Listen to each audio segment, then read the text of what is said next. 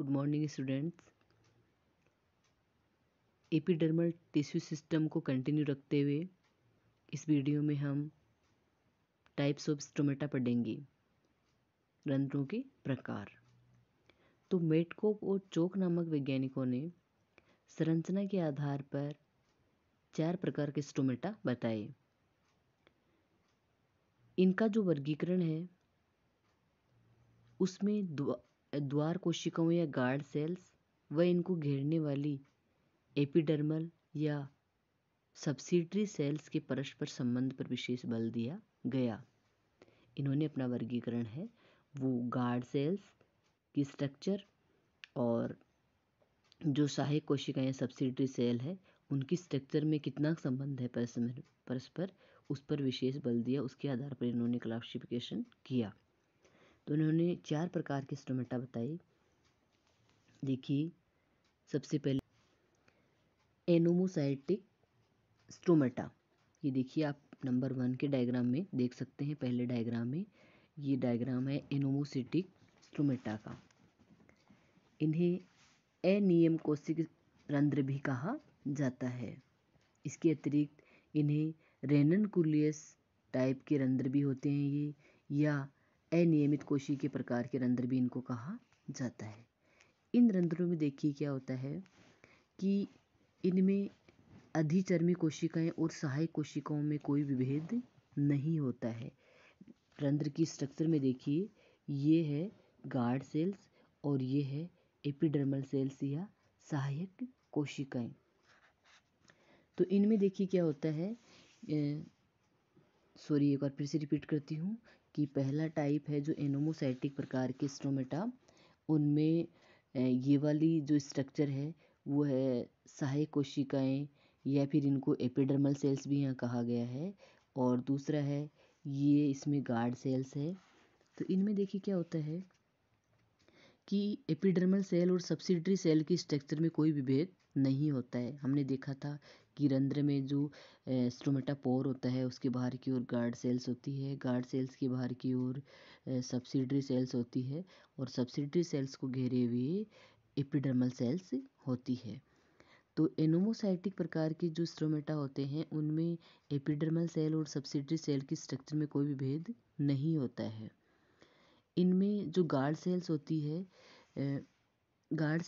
वो 4 या अधिक समान आकार और आकृति वाली एपिडर्मल सेल से घिरी हुई रहती है। यहाँ देखिए, ये जो गार्ड सेल्स है वो 4 1 2 3 और 4 या 4 से अधिक समान आकार और आकृति वाली एपिडर्मल सेल से घिरी हुई रहती है।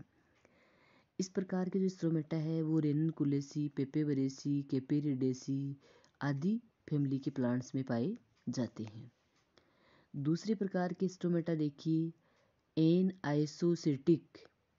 ये देखिए नंबर 2 में स्टोमेटा है एन आइसोसिटिक प्रकार के स्टोमेटा।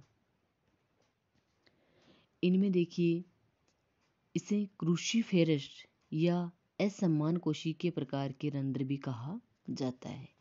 इनमें देखिए क्या होता है, इस प्रकार में प्रत्येक रंध्र जो है वो प्रत्येक रंध्र की जो दोनों द्वार कोशिकाएं होती है वो 3 सहायक कोशिकाओं से घिरी हुई रहती है।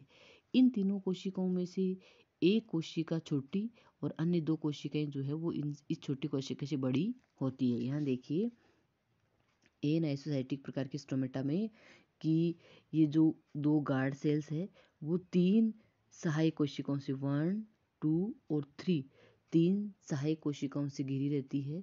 इन तीनों कोशिकाओं में से देखिए 2 कोशिकाएं बड़ी है, ये वाली कोशिका और ये वाली कोशिका, ये दोनों कोशिकाएं बड़ी है और तीसरी जो कोशिका है वो इन कोशिकाओं की अपेक्षा थोड़ी छोटी है। तो इसमें क्या होता है कि रंध्र की जो दोनों द्वार कोशिकाएं हैं वो 3 सहायक कोशिकाओं से घिरी रहती है।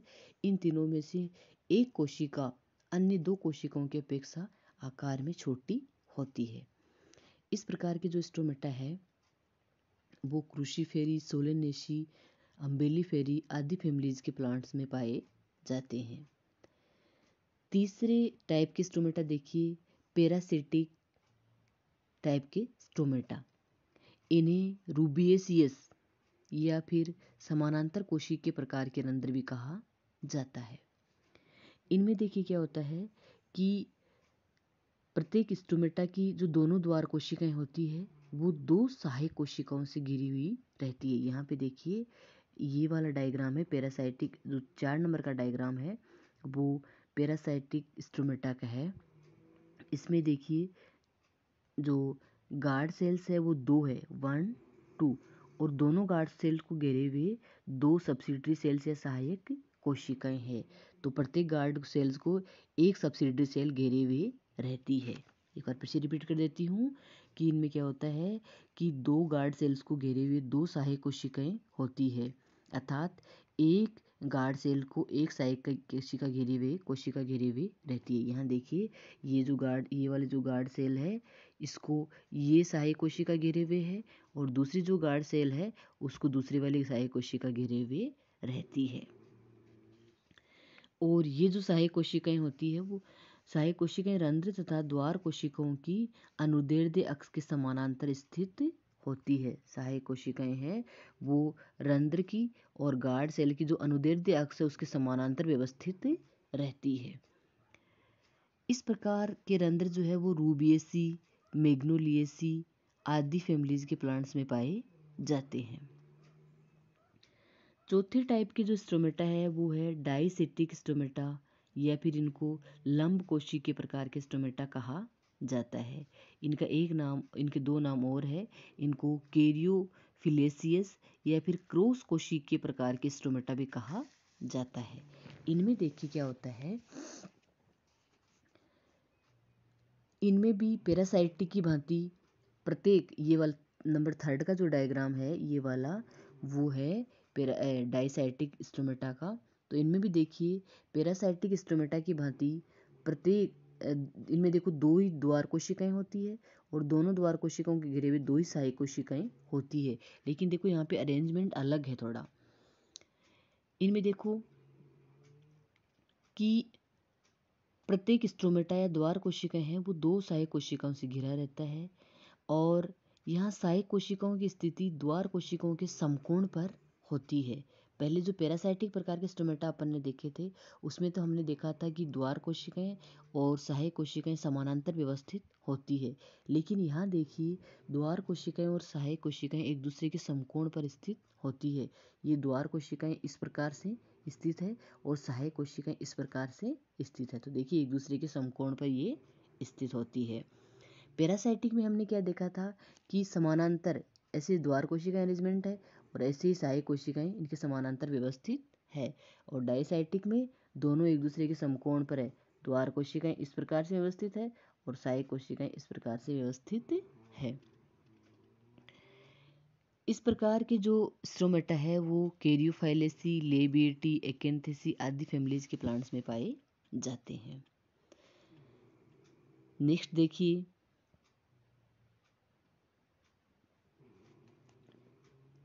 जो मेटकोफ और चोक थे उन्होंने तो रंध्रों को 4 प्रकारों में बांटा। एक अन्य वैज्ञानिक थे स्टेट, उन्होंने क्या किया, ये जो 4 प्रकार है इनके अलावा 3 और प्रकारों का उल्लेख किया। 4 प्रकार के स्टोमेटा हमने देख लिए, एनोमोसाइटिक, एनाइसोसाइटिक, पैरासाइटिक और डायसाइटिक। और फिर स्टेट नामक वैज्ञानिक ने इन 4 प्रकारों के अलावा 3 प्रकार के स्टोमेटा इन्होंने और बताए, जिसमें से इन्होंने पहले बताया ग्रेमिनीसियस या घास रूपी स्टोमेटा। यहाँ पे आप देखिए ये वाला जो डायग्राम है ग्रेमिनीसियस या घास रूपी स्टोमेटा का है। इसमें देखिए इस प्रकार के जो स्टोमेटा है वो ग्रेमिनी कुल के पादपों तथा साइप्रेसी कुल के पादपों में पाए जाते हैं। इनमें रंध्र की जो द्वार कोशिकाएं होती है वो डंबल सेप्ट होती है। ये मैंने आपको पहले भी बताया था कि जो डाइकोट्स प्लांट्स होते हैं उनमें गार्ड सेल्स सेम के बीज के आकार की होती है, और जो मोनोकोट्स होते हैं एक बीजपत्री जो घास होती है उनमें गार्ड सेल्स की आकृति डंबल जैसी होती है। तो वही यहाँ पे बात फिर से रिपीट हो रही है, क्योंकि ग्रेमिनी और साइप्रेसी कुल के जो पादप होते हैं उनमें गार्ड सेल्स की आकृति डंबल शेप होती है। यहाँ पे आप डायग्राम में देख भी सकते हो कि गार्ड सेल्स की आकृति डंबल शेप है। ये देखिए गार्ड सेल जो है वो डंबल के शेप की है। इनमें देखो कैसी होती है ये गार्ड सेल्स, मध्य में पतली होती है और दोनों सिरों पर फूली हुई गोल होती है। गार्ड सेल जो है इनका बीच वाला जो भाग है वो पतला है। ये देखिए गार्ड सेल बीच में से पतली है और इनके जो सिरे हैं वो गोल और फूले हुए हैं। प्रत्येक गार्ड सेल समानांतर रूप से फैली हुई सब्सिडरी सेल से घिरी हुई रहती है। यहाँ देखिए जो गार्ड सेल है ये दो गार्ड सेल है और इन गार्ड सेल के समानांतर व्यवस्थित दो सहायक कोशिकाएं उपस्थित है। तो ग्रेमिनीशियस प्रकार के स्टोमेटा है उनमें गार्ड सेल डंबल के शेप की होती है और इन दो गार्ड सेल को घेरे हुए दो ही सब्सिडरी सेल्स या सहायक कोशिकाएं पाई जाती है। नेक्स्ट टाइप के स्टोमेटा है एक्टिनोसाइटिक स्टोमेटा।